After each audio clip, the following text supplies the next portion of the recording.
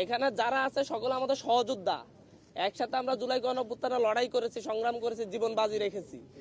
যখন বাংলাদেশের যে কোনো প্রান্তে যখন হচ্ছে কোনো শিক্ষার্থীরা কোনো যৌক্তিক আন্দোলন করে, কোনো ধরনের কষ্টের মুখোমুখি হয়, সেই জায়গায় যাওয়া আমাদের নৈতিক দায়িত্ব। কারণ বৈষম্যবিরোধী ছাত্র আন্দোলনের প্রতি এই দেশের শিক্ষার্থীরা এখনো নৈতিক সমর্থন রাখে এবং বৈষম্যবিরোধী ছাত্র আন্দোলন প্ল্যাটফর্মটাকে তারা এখনো বিশ্বাস রাখে।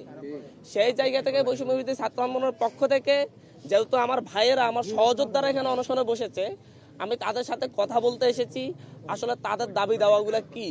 যেহেতু হচ্ছে একটা বিষয়ের ক্ষেত্রে মধ্যস্থতা প্রয়োজন পড়ে, সেই জায়গা থেকে আমরা বৈষম্যবিরোধী ছাত্র আন্দোলনের পক্ষ থেকে আতিক গাজী, আপনাদের আহত সহযোদ্ধা আতিক গাজী, আমি এবং হচ্ছে বৈষম্যবিরোধী ছাত্র আন্দোলনের সমন্বয়ক নীরব হাসান সুজন, প্রাইভেট বিশ্ববিদ্যালয়ের আরো কয়েকজন প্রতিনিধি সহ আমরা এখানে এসেছি। এসে আমরা কথা শুনেছি। এখানে হচ্ছে শিক্ষার্থীদের মধ্যে ফ্যাসিস্টের দালালরা বিভিন্নভাবে হচ্ছে বিভাজন সৃষ্টির চেষ্টা করছে। এই যে ইউল্যাবের ক্ষেত্রেও দেখা যাচ্ছে হচ্ছে আমাদের শিক্ষার্থীরা একটা অংশ আন্দোলনে নেমেছে, আরেকটা অংশ এই আন্দোলনের বিরুদ্ধে প্রতিবাদ করতেছে, যার কারণে বোঝা যাচ্ছে স্পষ্টত এখানে তৃতীয় পক্ষ ঢুকে মূলত শিক্ষার্থীদেরকে মুখোমুখি করার চেষ্টা করা হচ্ছে। যেটা বিভিন্ন শিক্ষা প্রতিষ্ঠানে আমরা দেখেছি। আমরা হচ্ছে শহীদ সোহরাওয়ার্দী কলেজে দেখেছি, মোল্লা কলেজে দেখেছি, আমরা ঢাকা কলেজ বনাম সিটি কলেজের মারামারিটাও দেখেছি। আমরা দেখেছি কিভাবে শিক্ষার্থীদেরকে মুখোমুখি করা হয়। এই আপনারা জানেন, এই হচ্ছে জুলাই গণঅভ্যুত্থানের সময় এই যে 3 রাস্তা মোড়, এই জায়গায় মোহাম্মদপুর অঞ্চলে ইউল্যাবের শিক্ষার্থীরা যে কঠিন ভূমিকা রেখেছিল, যে আসিফের মতো সন্ত্রাসীকে প্রতিহত করেছিল, সেই সহযোদ্ধাদেরকে মূলত হচ্ছে এখানে মুখোমুখি দাঁড় করানোর চেষ্টা করা হচ্ছে। এখানে পুরোপুরি আমরা যেটা দেখি যে ট্রাস্টি বোর্ডে এখনো আওয়ামী 2 জন এমপি রয়ে গেছে। এই জাতীয় লোকগুলা মূলত হচ্ছে বিভিন্নভাবে শিক্ষার্থীদেরকে ইনফ্লুয়েন্স করে মুখোমুখি দাঁড় করাচ্ছে। আমরা এই জায়গা থেকে এখানে এসে শিক্ষার্থীরা যাতে আর মুখোমুখি না হয়, শিক্ষার্থীদের সমস্যাগুলো যেন হচ্ছে সমাধান হয়, শিক্ষার্থীদের দাবিগুলা যেগুলা যৌক্তিক দাবিগুলা যদি একটা আলাপ আলোচনার মাধ্যমে সমাধান হয়, এবং শিক্ষার্থীরা যেন হচ্ছে আমাদের সহযোদ্ধারা, আমি শিক্ষার্থীরা বলবো না, আমাদের সহযোদ্ধারা যারা আমাদের সাথে জীবন বাজি রেখেছিল, তাদের যেন হচ্ছে কষ্ট করতে না হয়। এই যে অনশন করে তারা হচ্ছে শীতের মধ্যে বাইরে অবস্থান করতে না হয়। পাশাপাশি আমাদের অন্য সহযোদ্ধারা যারা ক্লাস পরীক্ষা দিতে পারতেছে না, তাদেরকে যেন ক্লাস পরীক্ষা দিতে পারে। সব মিলিয়ে আমরা একটা সমাধানের জন্য এখানে এসেছি। এসে আমি সেই 3:40 থেকে এখন পর্যন্ত কথা বলে যাচ্ছি।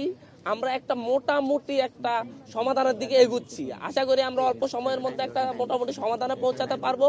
যাতে হচ্ছে আমরা সরকারের কাছে সুপারিশ করবো, আমাদের এখান থেকে সরকার যেন হচ্ছে এটা নিজ দায়িত্ব নিয়ে সমাধান করে দেয়, এবং হচ্ছে শিক্ষা কার্যক্রম যেন সচল থাকে। এই বিষয়গুলো নিয়ে মূলত আমরা আলোচনা করে যাচ্ছি। আমরা আশা করি যে হচ্ছে অতি দ্রুত এটা সমাধান বের হবে। ওরাও খুবই আন্তরিক।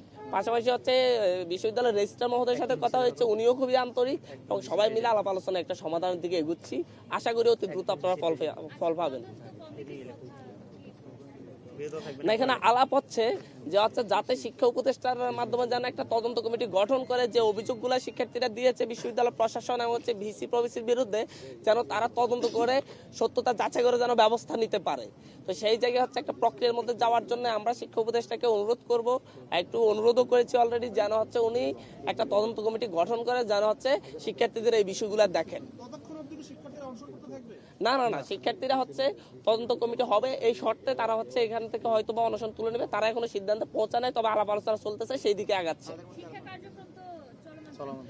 হ্যাঁ, শিক্ষা কার্যক্রম হচ্ছে আমাদের এই যে আলাপ আলোচনা যে সমাধানের দিকে যাচ্ছি, সেই সমাধানটা হলে কালকে থেকে শিক্ষা কার্যক্রম পরিচালনা করতে পারবে।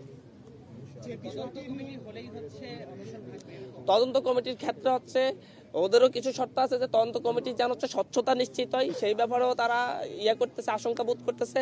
তারা স্বচ্ছতা নিশ্চিতের জন্য কিছু দাবি দাওয়া উপস্থাপন করতেছে। এগুলো সবগুলো মিলিয়ে একটা সমাধানে গেলেই অবশ্যই হচ্ছে সবকিছু চলমান থাকে, তদন্ত কমিটি হওয়া সাপেক্ষেই এবং স্বচ্ছতা নিশ্চিত সাপেক্ষে। পাশাপাশি হচ্ছে ভিসি, তাদের দাবি হচ্ছে ভিসি যেন হচ্ছে তদন্ত রিপোর্ট আসার আগ পর্যন্ত বিশ্ববিদ্যালয়ের কোনো ধরনের কার্যক্রমে অংশগ্রহণ না করতে পারে, সেই শর্তে। হ্যাঁ, এই ক্ষেত্রে রেজিস্টার ভিসি কোনো ধরনের শিক্ষার্থী অংশগ্রহণ করবে না। বিশ্ববিদ্যালয় প্রশাসন এবং শিক্ষার্থীরা এই ব্যাপারে একমত হয়েছে। একই সাথে ওদের প্রভিসির ব্যাপারেও আপত্তি আছে, এই ব্যাপারটা নিয়ে এখনো কথা চলছে। তো আশা করি যে হচ্ছে অতি দ্রুত সমাধান আসবে। শিক্ষার্থীদের যে দুইটি গ্রুপ হয়ে গেল, যে তারা একটি বিষয়ে আর কি দুইটি গ্রুপ হয়ে গেল, আমি ক্লিয়ার করি, তাদের ভিতরে আসলে সমন্বয়টা হয়ে যাচ্ছে। এখানে আমরা বলছি হচ্ছে গ্রুপিং নয়, এটাকে মূলত হচ্ছে গ্রুপিং তৈরি করার চেষ্টা করা হচ্ছে, বিভিন্ন ধরনের ইনফ্লুয়েন্স করে ফ্যাসিস্ট দালালরা। আমরা এই ক্ষেত্রে সকলকে বুঝাতে চেষ্টা করেছি এবং আশা করি বুঝাতে সক্ষম হয়েছি যে হচ্ছে এই ক্ষেত্রে তৃতীয় পক্ষ আসলে তাদেরকে বিভাজিত করছে ছোটখাটো ইস্যু নিয়ে। তো এই ক্ষেত্রে সকলে ইনশাল্লাহ অতি দ্রুত ঐক্যবদ্ধ হয়ে যাবে।